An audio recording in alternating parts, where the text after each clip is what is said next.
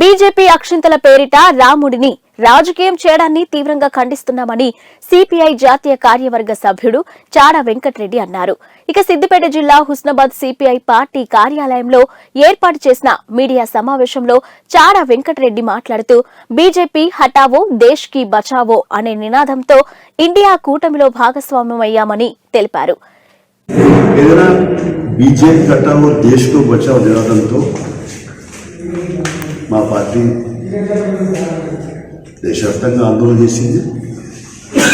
అందుకనే ఇండియా కూటమిలో కూడా మేము భాగస్వామ్యం ఉన్నాం.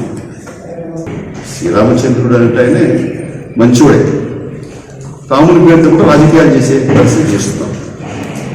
తలంబరాలని ఇంటింటికి చేర్చి ఒక వాతావరణం అయినా ప్రజలు గుడ్డోళ్ళు కాదు, ఎడ్డోళ్ళు కాదు, అమాయకులు అసలు కాదు, చైతన్యం వచ్చి అర్థం చేసుకుంటారు. అందరికీ రాముడు అంటే మంచివాడు, ఉత్తముడు, మాట తప్పనివాడు, ఏకనాయకతుడు అని ఇట్లాంటి మంచి అభిప్రాయాలు ఉన్నాయి. అది వ్యక్తిగత ఇస్తాయిస్తున్న ఆధారానికి సంబంధించిన సమస్య. దాన్ని రాజకీయాలు గుర్తుంటారు కాబట్టి దాన్ని తీవ్రంగా ఖండిస్తున్నాం. మళ్ళీ కాలు రాయద్దు అని చెప్పి గట్టిగా నిలబడ్డాము. అది వల్ల ఎటకేలకు బీఆర్ఎస్ కేసీఆర్ అహంభావం ఆయన ఓడించింది. ఆయన దాని నుంచి గుణపడక తీసుకోవాలి. సరే, ప్రజావాణి ప్రజాపాలనని దరఖాస్తులు కూడా ప్రభుత్వమే అందిస్తూ స్వీకరిస్తూ వాటన్నిటి కూడా మొత్తం మీద క్రోడీకరించే ఓ చర్య కొనసాగుతుంది.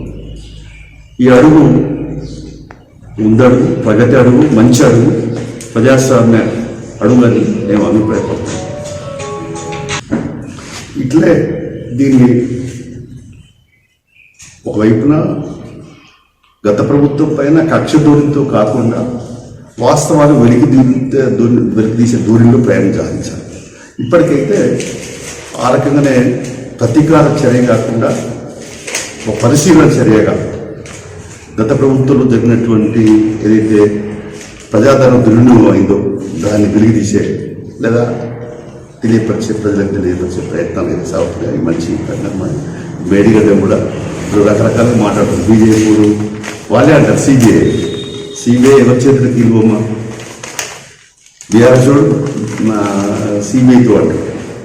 ఎందుకంటారు వీళ్ళు అంటే దొంగ ఒకటి అన్నట్టు ఇట్లా ఉంటారు.